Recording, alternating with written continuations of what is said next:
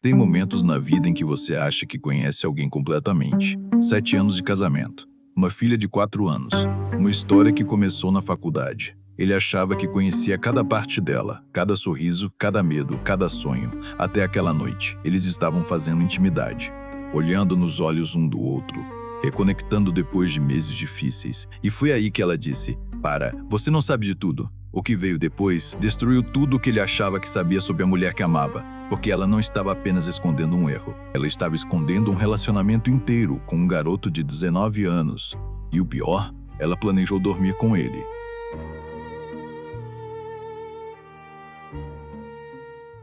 Peguei minha esposa confessando um caso. O cara tinha 19 anos e ela ia dormir com ele.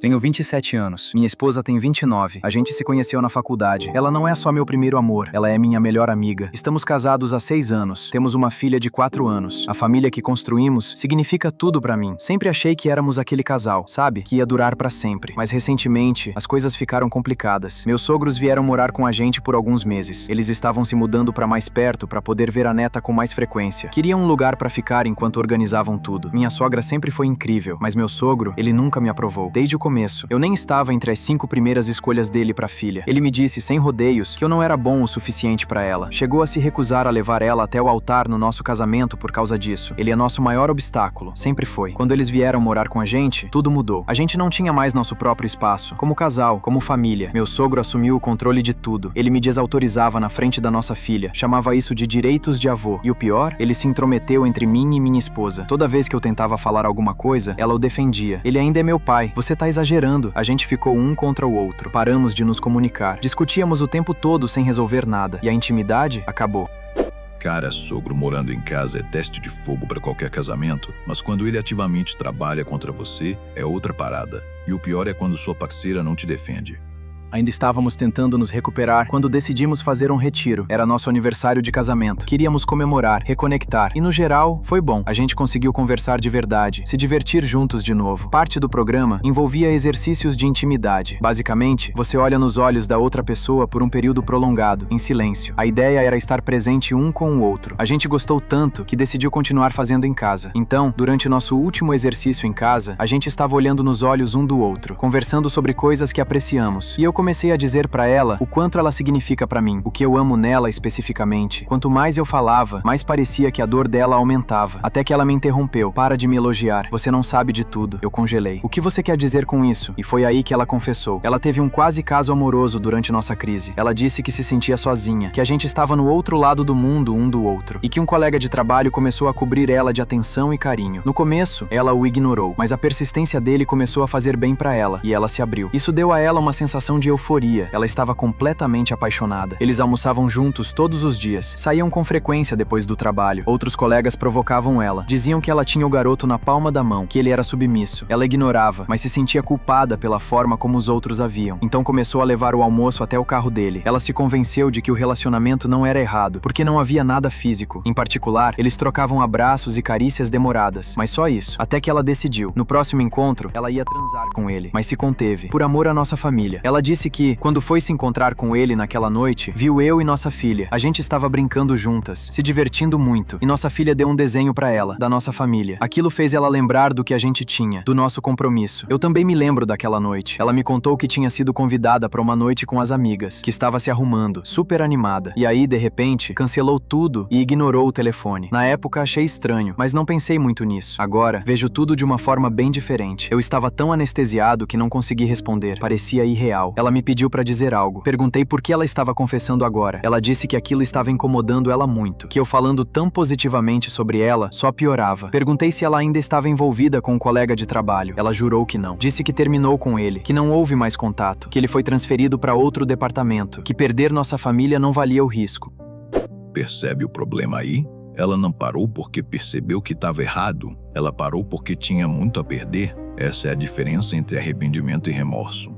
Perguntei se ela algum dia planejou me contar. Ela admitiu que não. Se convenceu de que não havia nada pra contar, porque não transou com ele. E aí descobri outra coisa. Minha sogra sabia antes de mim. A culpa consumia minha esposa. Então ela contou pra mãe dela. E minha sogra disse que ela precisava me contar a verdade, que precisava confiar no nosso relacionamento. Foi demais pra mim. Disse que não conseguia lidar com aquilo naquele momento, que a gente precisava terminar a intimidade. Ela continuou me pedindo pra não desistir, dizendo o quanto me amava, o quanto amava a nossa família. Eu disse que não queria ouvir "eu te amo" naquele momento. Ela disse que o colega de trabalho foi o maior erro que ela já cometeu, que estava totalmente comprometida comigo. Eu só disse que precisava de tempo para processar tudo. Às vezes ela respeita meu pedido de espaço, às vezes não. Me mudei pro quarto de hóspedes por enquanto. Ela me envia mensagens de apoio, falando sobre o amor dela, o significado dos nossos votos. Ainda estou anestesiado. Isso é um inferno. Não sei o que fazer com a confissão dela. Eu sabia que as coisas não estavam perfeitas. Sabia que a gente estava passando por uma fase difícil, mas nunca esperei por isso. Eu estava aqui, amando minha esposa, querendo trabalhar no nosso casamento e na nossa família. E ela estava lá fora, se escondendo com um garoto de 19 anos. 19 anos. Que diabos a gente tá fazendo aqui? Eu também não me identifico com isso. Nunca procurei em outro lugar. Minha esposa era tudo pra mim. Ela ocupava um lugar na minha vida que ninguém mais poderia preencher. E agora, não tenho com quem conversar. Minha esposa era a única pessoa com quem eu podia ser completamente eu mesmo. Me abrir sobre qualquer coisa. Mas sinto que não consigo mais fazer isso. Sinto como se estivesse me afogando. E quando estava voltando pro barco, fui empurrado de volta pra água. Estou completamente perdido. Atualização. Obrigado a todos que entraram em contato. Não esperava essa resposta, mas isso me ajudou a clarear as ideias. Ia dar notícias. Primeiro, sobre meus sogros. Muita gente perguntou. Minha esposa e eu abrimos nossa casa porque eles estão se mudando para mais perto, para ver nossa filha com mais frequência. A estadia acabou sendo muito mais longa do que esperado. Eu não imaginava que meu sogro chegaria a esse ponto. Não tinha noção do impacto na minha família, mas eles já se mudaram. E o problema não é minha sogra. Ela sempre foi gentil, é só meu sogro. E tempo para processar tudo. Estava mais tranquilo para conversar com minha esposa. Encontramos uma oportunidade em que nossa filha não estava em casa. Não quero que ela presencie nossas brigas. A gente era bom em mantê-la longe dessas situações, até meu sogro irem morar com a gente. Ela acabou presenciando nossas brigas. Parte por isso que interrompi o exercício de intimidade depois da confissão, porque só estava levando a uma briga. Quero cultivar um ambiente mais saudável para nossa filha. Minha esposa disse que estava feliz por estarmos conversando de novo, que não queria mais esconder nada nem ter segredos de mim. Perguntou como ficava nossa situação depois da confissão. Eu disse que não ia nos levar a lugar nenhum. Sei que a amo, quero nossa família. Estava comprometido em salvar nosso casamento. Achei que a gente estava progredindo, nos curando, mas não tinha noção da extensão total das nossas feridas. O caso é algo totalmente novo pra mim. E não é só o caso em si, é a idade do colega de trabalho, 19 anos. Ela procurou um garoto de 19 anos. Não sei como conciliar isso. O fato de eu ter mencionado a idade dele a magoou. Ela disse que não se orgulha disso. Na época, não pensou na idade dele. Se sentia sozinha. A atenção dele fazia bem. Ela desejava isso. Não acha que tenha sido o colega em si? Eu disse que isso não fazia diferença.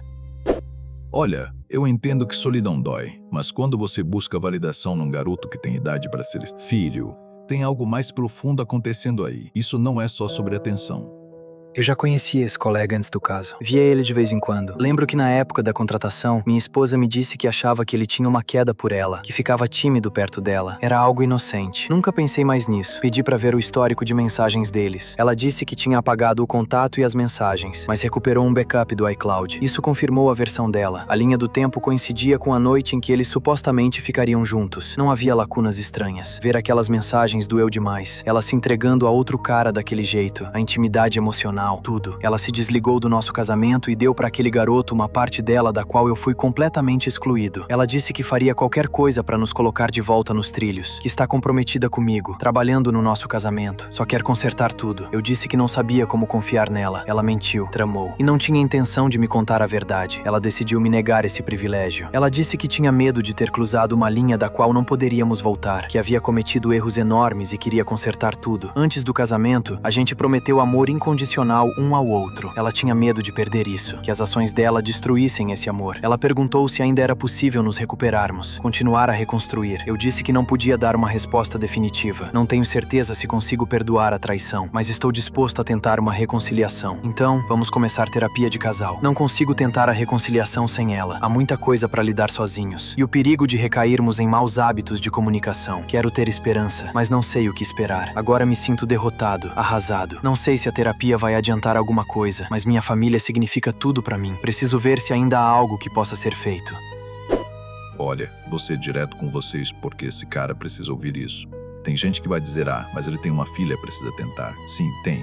Mas escuta bem, ela não parou sozinha. Ela só parou porque viu a filha de vocês com um desenho. Se não fosse aquilo, ela estava lá dormindo com um moleque, enquanto você estava em casa cuidando da filha dela. E sabe o que mais me irrita? Ela só confessou porque a culpa estava comendo ela por dentro. Não foi honestidade, foi peso na consciência. Você está tentando salvar a família? Eu respeito, mas não confunda perdão com ser capacho. Ela fez uma escolha consciente todos os dias por meses.